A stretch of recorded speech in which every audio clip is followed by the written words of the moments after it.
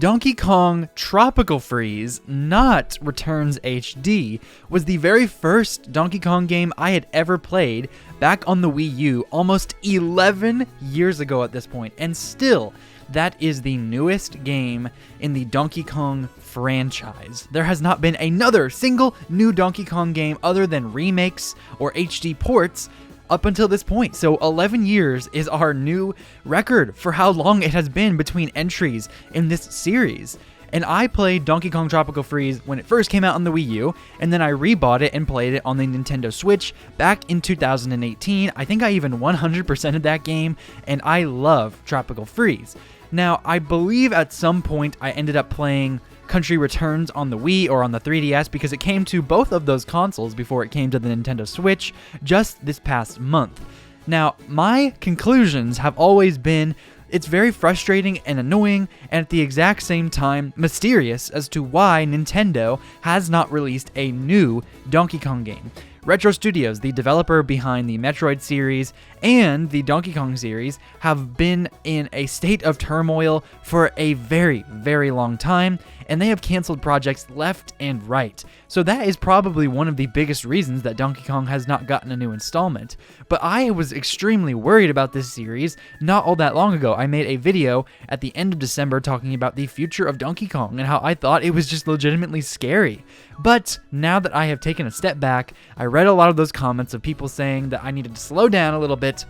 I think that perhaps Donkey Kong may be in for a resurgence, and that is starting with this game here, Donkey Kong Country Returns HD.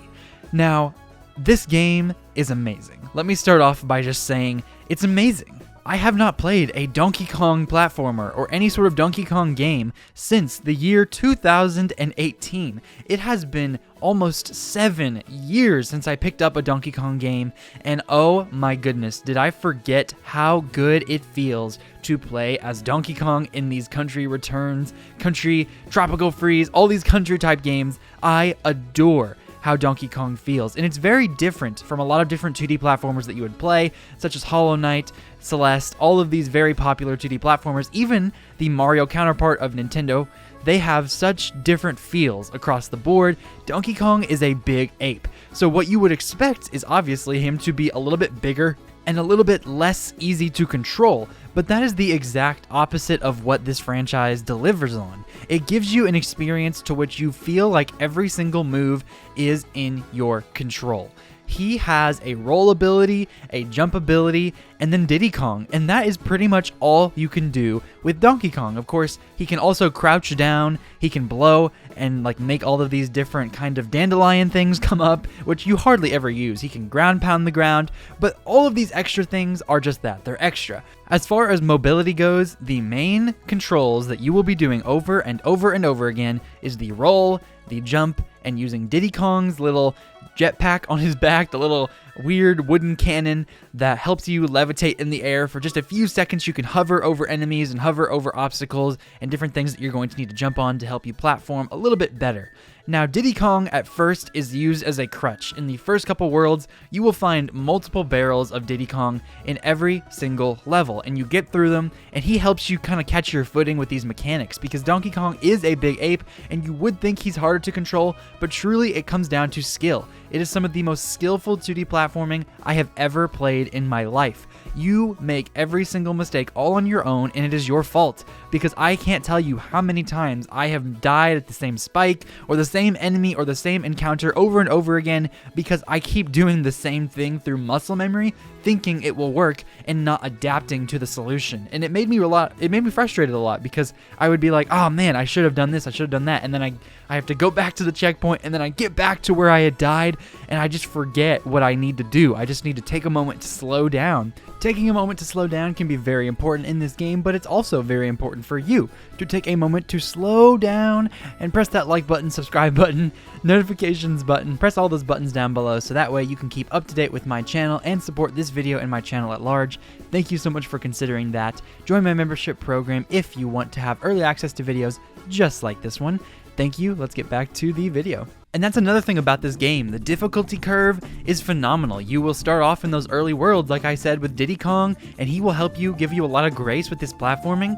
But then later on, you will have one option at the very first level of a new world to grab Diddy Kong. And if you lose him, he's pretty much gone for that whole world, unless there's like some level themed around using him and you get to use him over and over and over again because they continue to give you options with him. But a lot of the times in those final 5 worlds, even not even like the final 2 or 3 like I was anticipating, but like the final 4 or 5, he will be at the very first level, and then if you die, you're lucky to see him again in that world. So don't anticipate this game being a cakewalk because it tests your skills.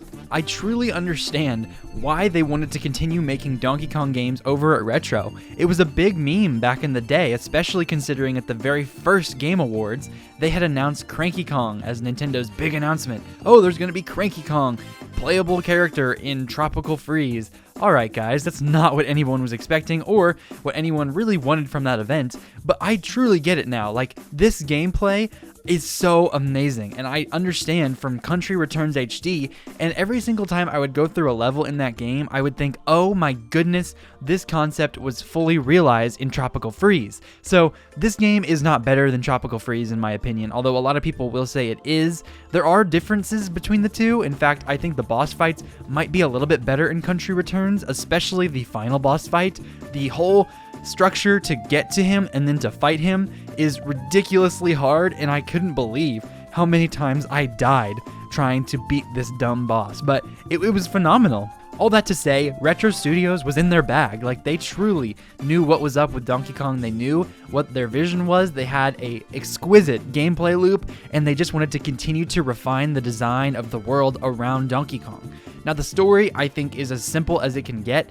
You start off, and you are just in this little house, your little hut, Donkey Kong hut, and these tikis blow up from the volcano because the big tiki decided he wanted to get all these bananas, because the bananas all across this big island somehow, some way help power up the tiki and give him different abilities. So he mesmerizes all of the other tikis to then hypnotize the animals across the island, and then the animals all do his bidding. They bring the bananas all the way up to the volcano throughout the world. They're harvesting bananas, they're using them for evil. And then Donkey Kong, they even try to hypnotize him, but it just simply doesn't work. It's hilarious. There's a whole cutscene where this dude is like doing his little dance, his music right in front of him, and Donkey Kong is just like, bro, are you serious right now?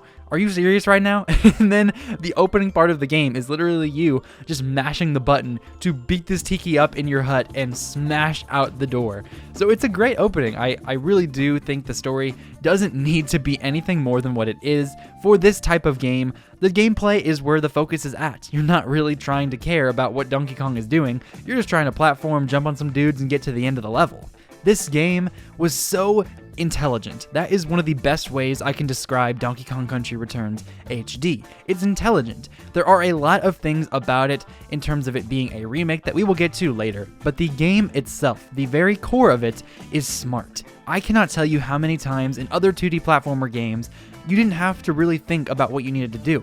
There wasn't a whole lot of challenge outside of just reflex time and reactions. Now, that is very true here. There are definitely times when you're going to have to react, and that can be frustrating because a lot of the other parts of the game don't require that reaction time. It more requires you to think carefully and strategically about your jumps, where you're going to jump on, how you're going to bounce, are you going to roll, what are you going to do to collect the puzzle pieces around you or the Kong pieces around you, which is another big part of this game, the collectibles. You can rush through every single level and just get to the end as fast as possible, and there is a whole speedrunning mode at the end of the game that you can do for that as well. But in the initial playthrough, you're expected, perhaps even hoped by the developers, that you will want to go out of your way to collect the Kong pieces. So you can collect the K, the O, the N, and then the G, and then there are a bunch of different puzzle pieces hidden throughout these levels. So if you're looking around, you need to make sure you're extremely observant and you have to collect these things. Now, I found myself at the very beginning looking for them and hunting for them when the levels were easier and I just wanted to spend more time in the game. Then, towards the later worlds, I was like, man, I'd really just rather kind of get to the end of this and try to figure out how to platform, because It was very difficult. Like I said, the difficulty curve is very slow, but it is high. Like, it is a very long curve upwards, and then before you know it, it's a very, very difficult experience. Now, just to preface, for the Switch version, they added a quote-unquote modern version where you can have 3 hearts as Donkey Kong, and if you get Diddy Kong, you get 3 extra hearts. So that is 6 hits that you can take. Now, I did not play that version. I played the standard regular version from the Wii, where you only get 2 hearts as Donkey Kong and 2 hearts as Diddy Kong. And maybe that was the reason that I had such a difficult time with some of these levels and how I died probably over 200 times throughout this entire game in the 9 worlds that it provides. I found myself, even though it was very difficult, I found myself wanting to see this game to the very end. And sometimes there are 2D platformers specifically where I just get so upset and angry at the level design or what they were trying to make me do and how ridiculous it is that I keep dying over and over again that I just want to quit. And sometimes I do that for games and I never come back to them. But for Donkey Kong, it hits that sweet spot where it's like, yes, it's very frustrating playing on the regular mode of just 2 hearts and you keep dying because one single sucker hit all of a sudden makes you a 1-hit kill, and that is very frustrating. But it seems to me that this game is so skillfully intelligent and it knows exactly what it's doing, and if you're paying attention, you know what it's doing as well. So if you see that and you know, oh my gosh, every single time I died, it was pretty much my fault, not necessarily the level or the weird enemy patterns or anything like that. It's pretty much always my fault. That makes you a little bit more prone to be like, yeah, I want to go back in and beat this level because I want to prove to myself I can do this. And that is extremely empowering. This game can make you feel very empowered. But back to the collectibles for a quick second. I loved the collectibles, and once it got towards the end, it got a little bit more difficult. I was like, oh man, I'm gonna stop collecting these things unless they're just super easy, because if I try to go down there to collect that O piece, I'm going to die, because I don't know if I'm skillful enough to make it back up with 1 heart. So then, it really, really punishes you for that later on, and this was so annoying at the time, but in retrospect, I love how they made me do this. Now, you get to one of the final worlds, and it's like a big mechanical place, so you go to this one little landing platform on the overworld, and there are 3 levels surrounding this big circle of what looks like a rocket launch pad. Now, the overworld map makes this very clear that these 3 levels are connected and that they're all connected to the rocket launch pad. So when I got through there and saw that this was happening, I was like, huh, I wonder what this is about. What kind of overworld gimmick is this? Because in Tropical Freeze, I don't recall there being any sort of gimmick even close to this. So you go into each of these 3 levels, and at the very beginning, there's a little sign, and it says, find the red button. And I was like, huh. That's interesting. I didn't expect that. It's probably going to be at the end, I guess. So I go through all of these levels, and this was about when I was still trying to find my way. Like, I was pretty good at the game, but not a master of it yet. And so I was dying a lot throughout these 3 levels on my first attempt of them all. And I found myself just like, oh man, I just want to get through this. I'm sure the red button is at the end. So I get through the first level, and I finally beat it. And I'm like, oh man, I didn't find a red button in that level. Then I thought to myself, oh, I get it. There are 3 levels here, all connected to this launch pad. I'm sure only one of these levels is hiding a red button. So that's all I need to do, is just find the one level that has the 1 button. Now, why did my brain tell me that there was only 1? I don't know, but that is what I did, and that's what I assumed. So I get to the second level, and I die a lot. I really did die a lot in that second level. And I was like, man, there's no red button in this one either. So I go to the third one. At this point, I'm like, all right, it's definitely here. I'm not even worried about it. I'm not even thinking about it. Maybe even, I thought, once I beat this third level, a red button will pop up on the overworld, because it looks like in the far left corner of this little launch pad that there's a little spot that there could be potentially a new little pop-up on the map. So I get through this third level finally after a lot of dying, and then nothing happens. I get back to the overworld and I have no more options. And at this point, I was extremely confused. Because mind you, I was in the middle of a 2.5-hour session of this game. I had gotten to this world, beaten all the levels before it, looked at the launch pad, saw how weird it was, figured out maybe the red button is only in 1 level, then I went through all of them, died a lot. These 3 levels took me a lot longer than they should have, admittedly.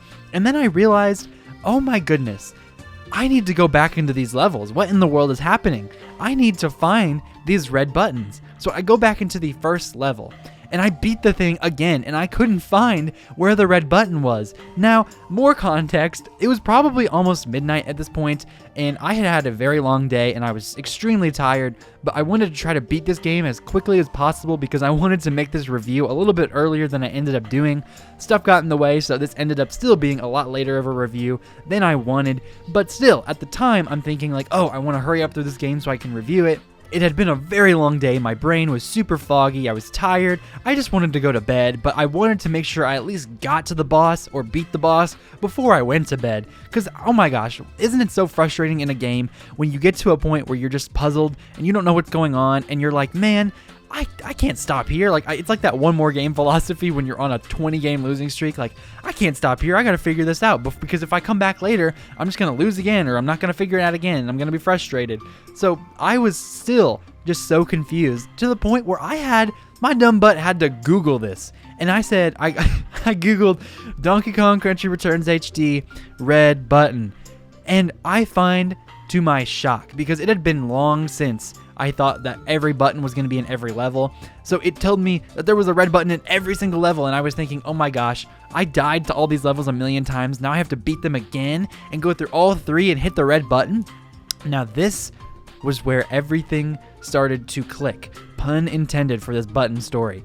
I went through these 3 levels again, and I was so observant, and because I had played the levels before, I knew what to expect. So rather than just trying to focus on what the level wanted me to do and appreciating the design of it, I knew exactly where I needed to go, and I could just focus on honing my own individual skills.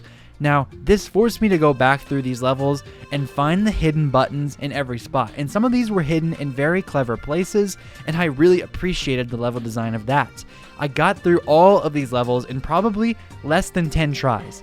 So what took me probably 50 to 60 tries to beat these 3 levels individually the very first time, it took me less than 10 times to beat around the second or third time, I guess, if you're considering I went through the first level again to look for the button. But this was a shock to me because I realized I was getting better at this game. And then I wondered, was this what they'd intended? Was this the level design all along? Was for you to slow down? Because in a lot of these games, I'm sure the developers know, they themselves probably have bad habits of rushing through games, especially 2D games. For whatever reason, people have this stigma around 2D games, and they're like, oh, they're short and they're sweet, and you can just rush through them and get them off your backlog as quick as possible. I feel like people with JRPGs or 3D games don't necessarily take that same speed through approach. Now, this game makes you slow down, makes you say, hey, you gotta push these buttons. You gotta get this rocket up out of here.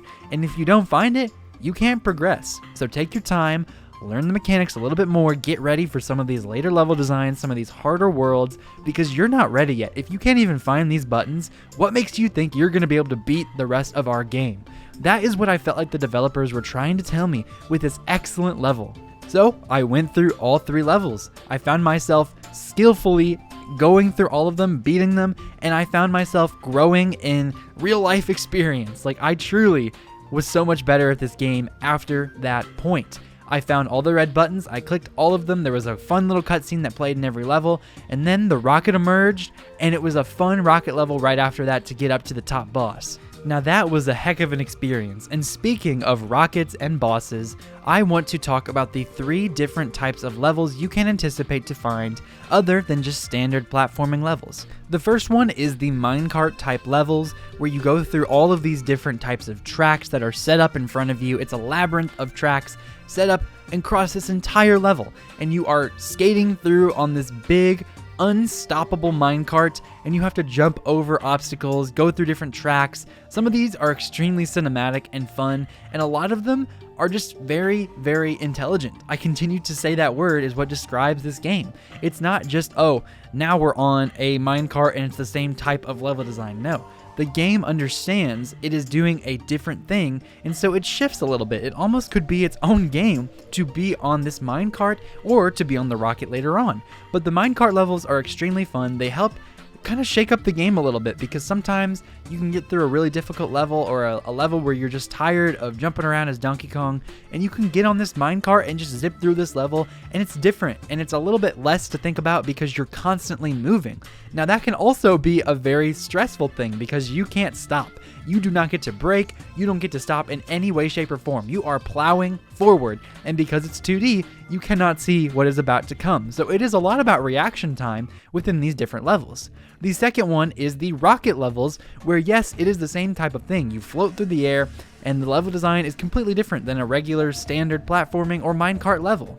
These levels are extremely fun once you get the hang of this rocket physics down, because this thing is heavy. It really makes you think, not only am I controlling this big rocket, but there's a big ape on top of it too. If you let that button go, you will nose dive into the ground, and it really expects you to use this later on in the game, because it feels so stressful and it feels like you shouldn't be letting go of this button, but sometimes it makes you go really high up, and then if you don't go down really quickly, you are going to die. So you have to let go of that button, but then if you don't push it fast enough, it will not go up immediately, because the button isn't like a big jetpack joyride type of thing where you push it and boom, it goes exactly where you want it to go. No, it takes a little bit of time to wind up and then go down. So you have to anticipate that room, that breathing room, to not hit anything around you, while also making sure you survive this level. And for both the minecart and rocket levels, finding collectibles are even more difficult and reactionary based, because if you are moving forward and you can't stop either of these, and there's like a different track below for the minecart, or if there's a very difficult spot that you're gonna have to rush up to get these K letters, the O letters, all these different collectibles can be insane and almost impossible to get sometimes. But when you do get them, when you go out of your way to go up and get these things and you survive like first try, there is no better feeling. And the last different type of level other than platforming is boss fights. And at the end of each world, you will encounter a boss that you have to hit either 2, 3, 4, sometimes a bunch of different times. It really is different than Mario enemies and Mario bosses, because you have no idea when it's going to end. With every Mario boss, you know, you hit it once, oh, he gets a little mad. You hit him twice, he gets real mad, phase change, and then you just hit him one more time and it's over. And with the new installment Mario Bros. Wonder, sometimes you don't even get that. Sometimes you just hit a button on a conveyor belt and then you're done. And that is so anticlimactic. So I truly, truly appreciate Donkey Kong Country Returns HD for having so many great boss fights. Now, a lot of these can be a little bit annoying because of the hitboxes on a lot of the different types of enemies that you encounter. But one very inconsistent and frustrating thing between all of these different bosses is that sometimes you'll roll into the side of one on accident and be totally fine. It doesn't matter. It just matters if you hit one very specific spot that's usually highlighted, and you just have to make sure you avoid that to take damage. But then other types of bosses, like if you accidentally hit them or roll into them, any part of them, they will damage you. And it's like, what is the consistency here? Why is it that I run into this big dude with no spikes on the side of him and he hurts me, but this one dude with no spikes at all, I run into him and it does hurt me? So it doesn't make a lot of sense sometimes, and it can be very frustrating. But there is one level in particular that I absolutely did not understand. It's like a minecart boss level where you're on this train tracks and this one dude is at the front, and then a bunch of different moles with hats on, they come out the side carts, and you have to make sure that you hit on all of them before the tracks run out.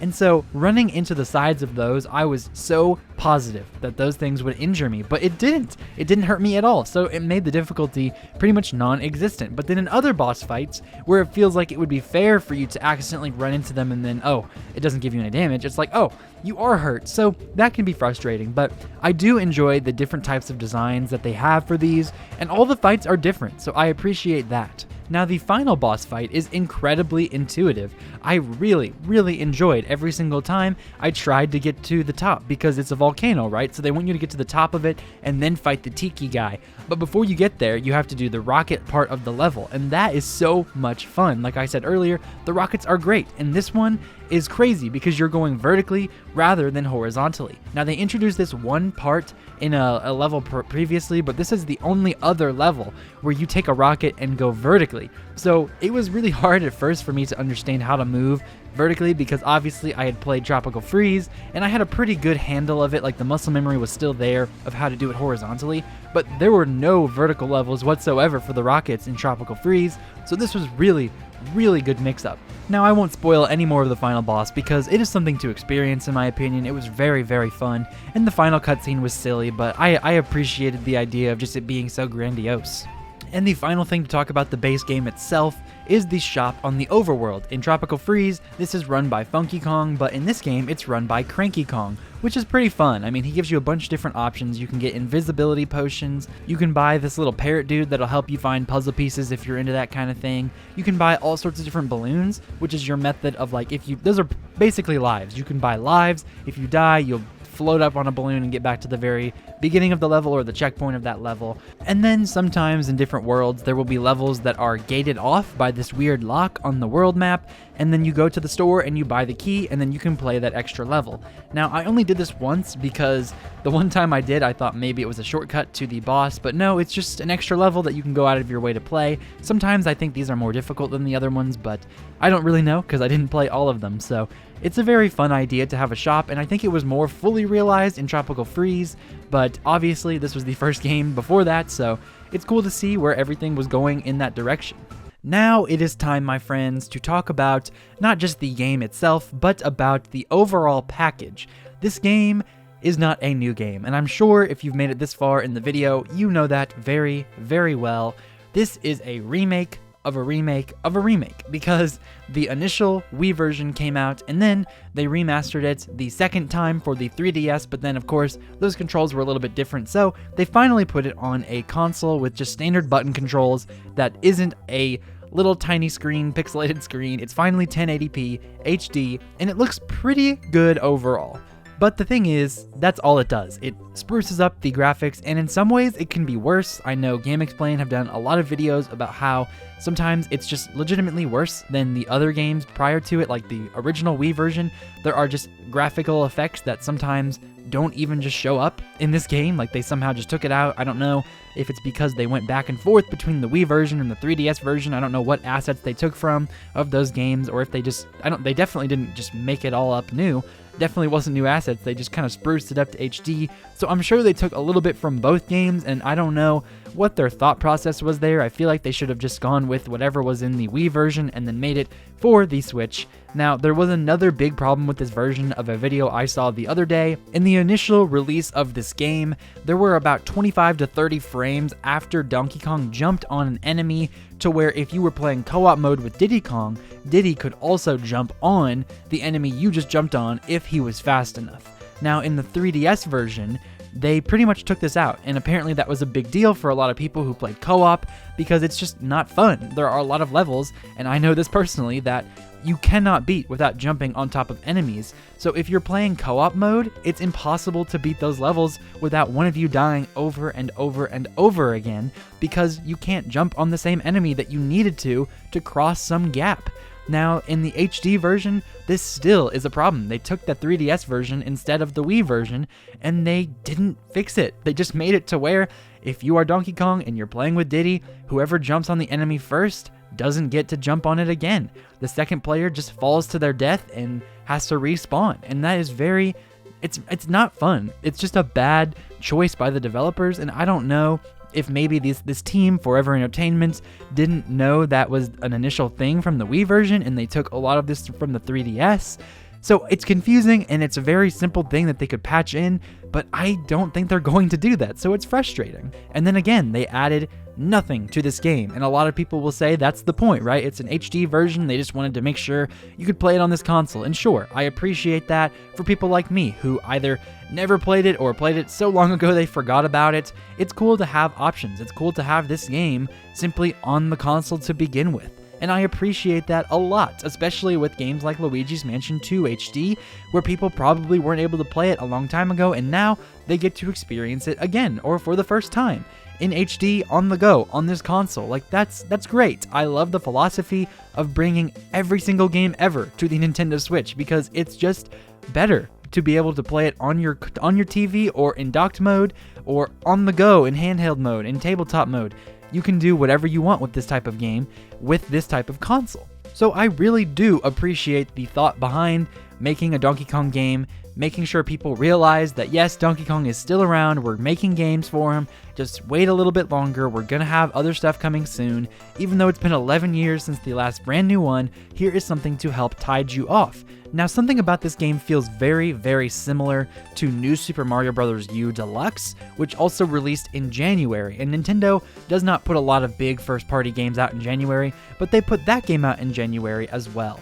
So I think that perhaps they're working on a new Donkey Kong game. They wanted to get this one out there. The Switch 2 will have its brand new Donkey Kong, but they wanted to make sure that backwards compatibility Switch 2 or just on the original Switch 1, you could play both Donkey Kong Country games. And I really, really do appreciate that. But at the end of the day, it is a $60 game that initially released at $50 and was permanently released at $20 with the Nintendo Selects program. Now, I understand this whole price thing can get people's feathers all in a ruffle, but these are the facts. It was a $50 game and then permanently moved to a $20 game, and the only thing Nintendo did to make it any different was put it in HD, and that's it. And they increased the price $40. $40. Now, I understand inflation is a thing, yada, yada, yada. We can talk circles around this every day, all day. But why not $50, right? Because from now on, forever, I am going to be saying, unless they raise their prices, of course, which is possible, but forever I will bring up Metroid Prime Remastered. That game is amazing. They remade all the assets. It wasn't just a simple HD upscale. They put so much love and care into making this game look like a modern Metroid game, and they released it for $50. So do with that what you will. Do with that what you will. I think it shouldn't be $60, and I think the amount of people that would potentially buy this game is a lot higher if it were $50 or $40. Now, they would never, ever put it down to $40 because why not? $60, they'll pay for it, then yeah, let's go with it. Let's just make it to where we know they'll buy it anyways, right? And that can be very unfortunate, but for the people like me who are reviewing this game or just were curious in it and wanted to buy it, we bought it, right? I bought it. You probably bought it if you're watching this video, and that can be very unfortunate. So it is what it is, but I am here to provide the information for you so that you can decide what you want to do. And I would probably recommend with this game specifically, you just wait. Wait for it to either drop in price or for the Switch 2 to eventually get its own Donkey Kong game, because as every day passes, I become more and more certain that is coming. So it is unfortunate. An HD version that does hardly anything to improve on its predecessors, and in a lot of ways does things worse than its original release, is now on the Nintendo Switch for a full $60. Now, this game is phenomenal. I'm not saying that in and of itself it isn't worth $60, but I do think contextually speaking, we have to look at all of the things that came before and say, hey, it doesn't seem right that this is a $60 game and all of the features that are with it aren't even better than the original release in some ways. So if you just want to play an amazing Donkey Kong game, if you love Tropical Freeze like I did and you want more of that itch to be scratched, this game is for you. But if you are the type of person that probably isn't into this game, or maybe you even are, but you don't want to spend the money for it, then just don't. Save your money. The Switch 2 is right around the corner, so this is a hard sell for Nintendo to just be like, hey, this is our last Switch 1 game, essentially, so buy it up now, please. Thank you, bye. Like, it's just a little frustrating, but hey, it is what it is, and we can hope for the best for Donkey Kong moving forward. So if you made it to the very end of this video, I want to say a big thank you to you for doing that. You are freaking amazing. I hope you smash the like button, the subscribe button, the notification button. All of those buttons help out this channel immensely to grow the little community that we have here, and I appreciate you so much for even considering it. Also, consider my membership program if you want early access to a lot of these videos. Pretty much all of them are out about a week in advance for members only, so if you don't want to miss out on that, go and join my membership program.